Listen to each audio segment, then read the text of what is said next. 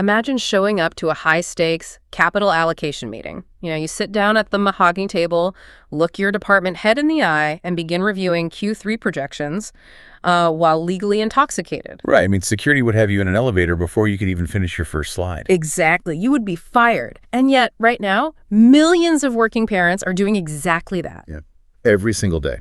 So let's unpack this. If you are listening to this right now, maybe in your car, maybe hiding in a pantry, I want you to just pull up a chair. Grab a lukewarm coffee. Seriously.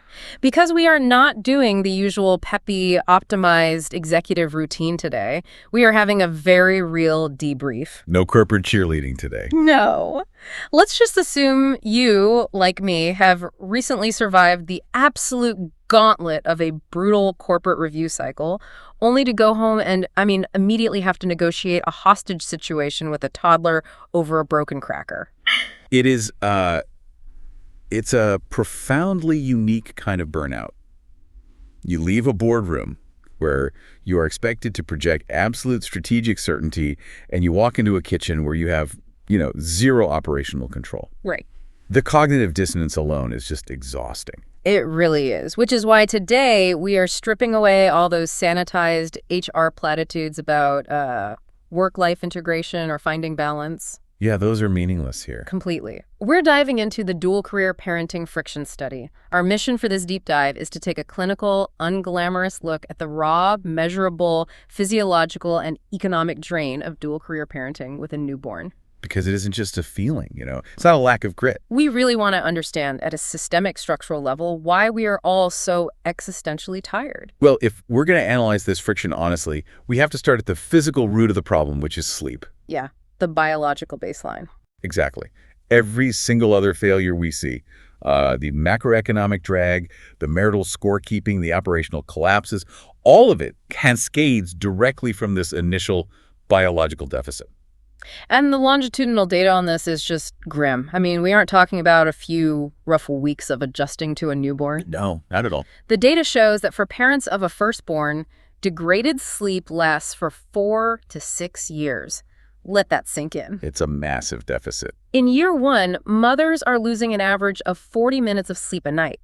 And that peaks at over an hour of lost sleep every single night during the first 3 months. And fathers are losing an average of 13 minutes a night during that same initial quarter. Right. So we need to translate what that chronic sleep debt actually does to executive function. Because the mechanics of it are severe. Yeah, the brain is not a battery you can just run on low.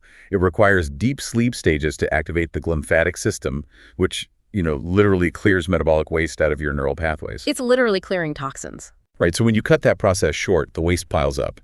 What's revealing here is how the study maps this impairment using blood alcohol concentration, or BAC equivalents. This part blew my mind. Yeah, so if you are awake for 17 to 19 hours, your cognitive and psychomotor deficits equal a 0.05% BAC. Wait, pause. So 17 to 19 hours, which is, just a standard Tuesday for a parent whose kid woke up at 4:30 a.m., that puts you at 0.05% BAC. That is correct. That's enough to significantly delay reaction times and impair judgment. It is. But if you hit 24 hours of sustained wakefulness, which, happens constantly when you're managing night terrors or teething, your cognitive performance drops to the equivalent of a 0.10% BAC. That exceeds the legal limit for driving everywhere. You are legally intoxicated. Wow. At that level, your prefrontal cortex, which is responsible for impulse control, complex problem solving, strategic planning, it is heavily compromised. Response speeds drop by 50%. So my strategic risk assessment is basically offline. Like, if I showed up to a capital allocation meeting after downing 3 margaritas, security would escort me out. Exactly. But as a parent of a newborn, I'm expected to execute that exact same financial model with a 0.10% cognitive BAC. Is corporate America just relying on a collective delusion? They absolutely are. It thoroughly dismantles the myth of the resilient leader. Corporate structures, they idolize the executive who brags about operating on 4 hours of sleep. Hustle culture stuff. Right. But the clinical reality is that sleep debt fundamentally destroys the neurological capacity to evaluate risk.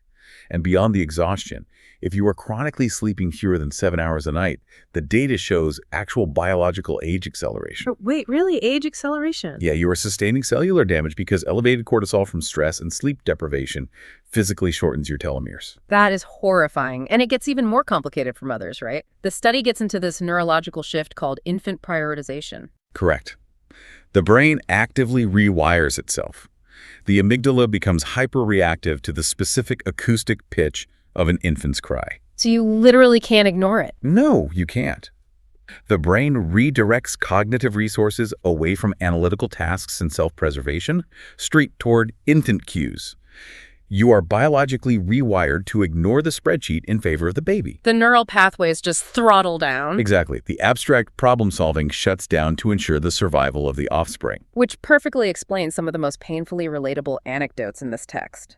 They document these visceral moments of failure where the biology just overrides the professional facade. Oh, the case studies. Yeah. My favorite, if you can call it that, is the spreadsheet drift. Oh, right. The financial analyst. Right. An analyst running on 3 hours of fragmented sleep is staring at a dense data grid during a budget review, and their brain physically misinterprets the vertical spreadsheet lines as the wooden slats of an infant's crib. Incredible. They actually asked the senior leadership team out loud who was tracking the white noise machine.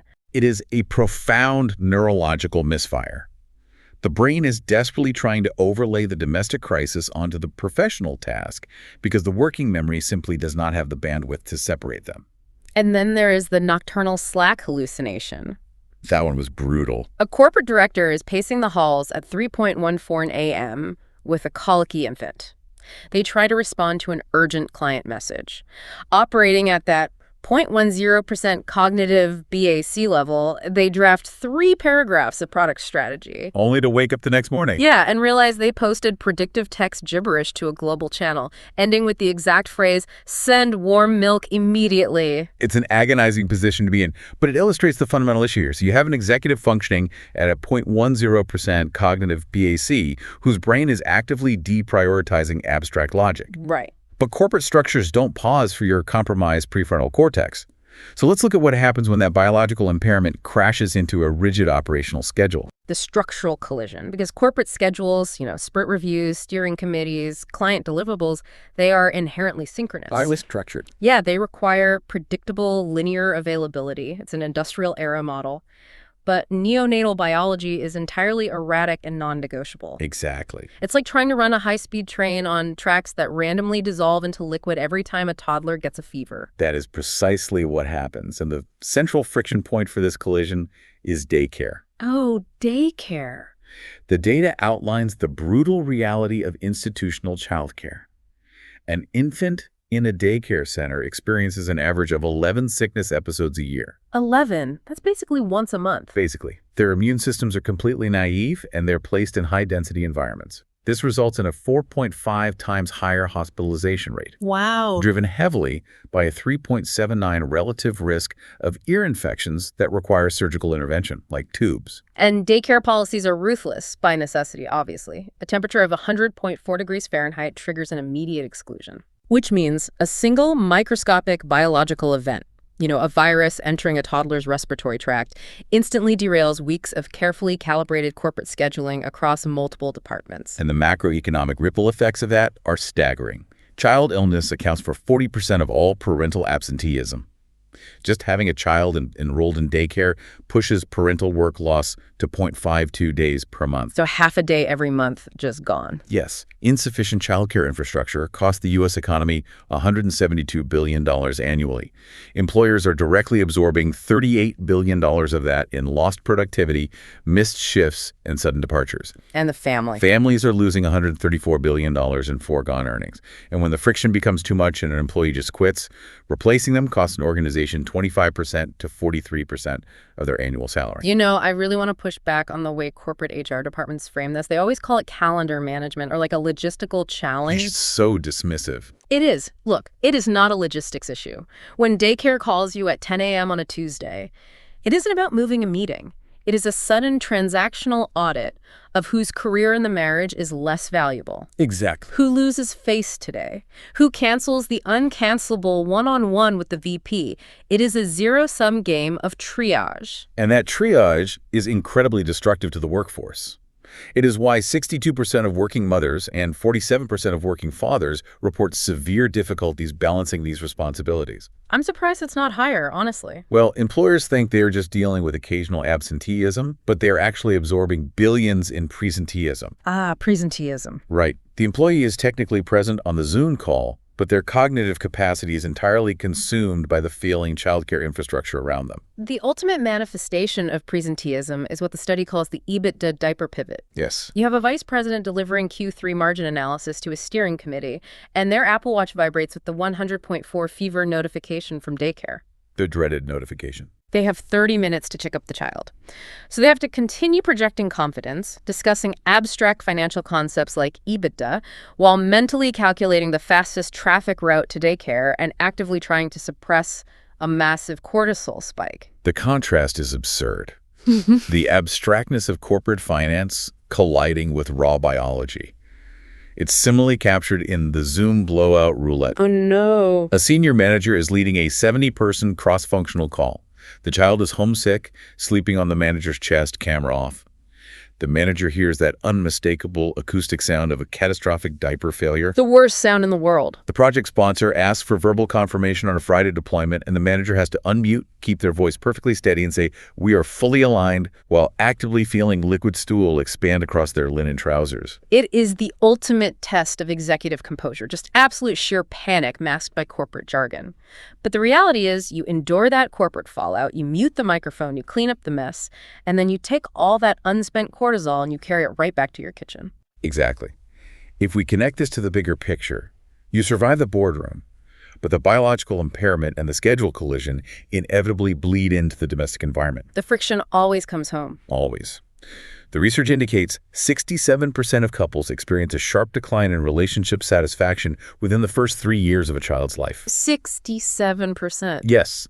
It is a localized collapse driven entirely by resource scarcity. There's simply not enough time and there's not enough sleep. And this brings us to the domestic scorecard. Here's where it gets really interesting and honestly infuriating.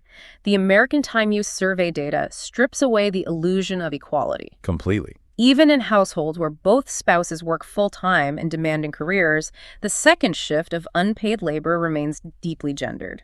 Married mothers spend an average of 2.53 hours a day on primary childcare. Fathers spend 1.66 hours. And the disparity becomes even more stark when you break it down by task. Yeah. When you look at the grueling physical care, the feeding, the bathing, the constant lifting. Heavy lifting. Right. Mothers spend 1.25 hours a day compared to fathers' 0.70 hours. Mothers spend nearly an hour and a half on housework. Fathers spend 43 minutes. It really adds up. Total waking hours with the child, 7.5 hours for moms, 5.3 hours for dads. And none of this happens in a vacuum. It directly overlaps with the workday. The data shows 70% of full-time working parents are managing parenting tasks during official work hours, and 59% are doing work-related tasks when they are supposed to be present with their children. The boundaries don't just blur, they cease to exist entirely. Which creates a highly volatile environment. You are both exhausted, you are both impaired, and you begin aggressively auditing each other's labor. It's like a hostile corporate takeover, except the asset being fought over is 20 extra minutes of REM sleep. Yes. We aren't just tired, we are keeping an invisible, microscopic ledger of every single chore. The study captures the grim reality of that ledger with the silent diaper pail standoff. Oh, this one is too real. Picture a dual-career couple in the kitchen at 8 p.m. There is a single unwashed baby bottle sitting on the counter. Neither partner speaks, but both are mentally calculating the daily balance sheet. Right, like who rinsed the pump parts this morning? Who took the 3 a.m. wake-up? Exactly. The dirty bottle becomes an explosive device. Mm-hmm. Whoever breaks down and washes it first loses the labor negotiation. It is treated as an admission of defeat. I felt that one in my bones. Or what about the REM cycle simulation? It is 2:45 a.m. The baby monitor goes off. Both partners instantly freeze in bed. You know the drill. You slow your breathing, you relax your facial muscles, and you execute a flawless tactical simulation of deep, unreachable REM sleep. It's an art form. You are playing a high-stakes game of chicken in the dark, just waiting for the other person to sigh, give up, and get out of bed. It sounds absurd to anyone without kids, but it is a literal survival mechanism. When you are operating at a 0.10% cognitive BAC deficit, every single minute of rest is a heavily guarded, finite resource. Yeah. And this brings us to the final and perhaps most damaging layer of the study, the internal toll. We've mapped the external friction with a rigid corporate calendar and the hostile domestic negotiations. But the psychological conflict within the individual executive is just as severe. I mean, how do you possibly reconcile the polished, authoritative professional you are supposed to be with the chaotic, fluid-covered reality of caregiving? You don't, easily. Developmental psychology refers to this transition as matrescence.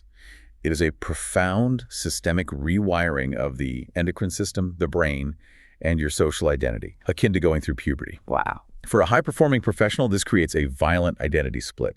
Your professional identity relies on predictability, authority, objective metrics. Infant care is the exact opposite. It's just chaos. Right. It is defined by emotional vulnerability, irrationality, and a total loss of control. The cognitive whiplash is intense. You step out of a domestic environment governed by literal bodily fluids, and you have to instantly project strategic clarity on a digital meeting. We see this beautifully illustrated in the spit-up suit anecdote. Oh yeah, tell this one. A corporate director is pitching external clients in a tailored blazer. Mid-presentation, they smell digested formula and look down to see a 3-inch crust of spit-up on their lapel. Nightmare. They cannot stop the pitch, so they have to seamlessly attempt to pass it off to the room as a contemporary fabric texture. They are just trying to maintain the illusion of control in a system that offers none. Or the Zoom camera pumping encounter. A mother is on a high-profile call pumping breast milk under a cover. A male colleague points out that her laptop fan is running incredibly loud. So awkward. She's forced to either calmly explain the rhythmic, mechanical pulsing of a double electric breast pump to a room full of executives, or just quietly change her Slack status and pray no one asks again. The physical friction of corporate spaces, like navigating lactation accommodations, is just the surface manifestation. The deeper structural issue is what researchers call the motherhood paradox. Okay, what is that? Society demands that you work as if you do not have children, and simultaneously demands that you parent as if you do not have a career. It is the ultimate double bind, and it generates this suffocating zero-sum guilt. If you stay late at the office to close a deal, you are crushed by work-to-family guilt because you missed bedtime. Right. But if you leave the office at 4:30 p.m. to handle domestic duties, you are hit with family-to-work guilt, terrified you are violating the norm of the ideal, always available worker. This raises an important question about the cultural sustainability of our workforce. The data confirms this guilt is heavily driven by internalized traditional gender stereotypes. Mothers carry this cultural burden disproportionately, which explains why they report significantly higher levels of work-family guilt than fathers. Makes sense. This internal friction, this constant feeling of failing at 2 full-time jobs, is a primary reason why high performers silently scale back or exit the workforce entirely. The cognitive game becomes unwinnable. Unwinnable, you see it in the boardroom backpedal. An executive is trying to sneak out of a strategy meeting exactly at 4:55 p.m. to make a rigid daycare pickup window. Would have all been there. They try to slide out invisibly, but their bag catches the doorframe, and a pacifier and a silicone nipple shield scatter across the hardwood floor in front of the entire team. Your two identities physically colliding on the floor. Or the driveway decompression unit. Oh, this one hit me hard. Parking the car in the driveway at 6 p.m. and just sitting in the dark for 9 minutes to clear emails. You are watching your partner through the living room window struggle with a screaming newborn, and you are paralyzed. Yeah. You feel guilty for not going inside to help and guilty for not finishing the urgent work in your inbox. You are failing at both simultaneously in real time. So what does this all mean? We have looked at the severe neurological sleep deficits, the massive macroeconomic drag of childcare failure, the marital scorekeeping, and the sheer identity crisis of matricins. It's a lot. It seems overwhelmingly clear that the modern executive landscape is built on a complete myth. It demands uninterrupted availability and completely ignores human biology. The data leaves no room for ambiguity. We are treating a structural biological reality as if it were a personal time management failure.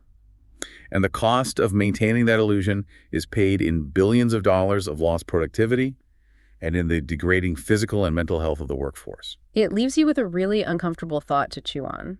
If the clinical data proves that sleep deficits act exactly like alcohol intoxication, and the lack of childcare infrastructure is costing businesses $38 billion directly in lost productivity, right, are corporations that fail to adapt to the biological realities of parenting actually violating their fiduciary duty to shareholders? That is the question.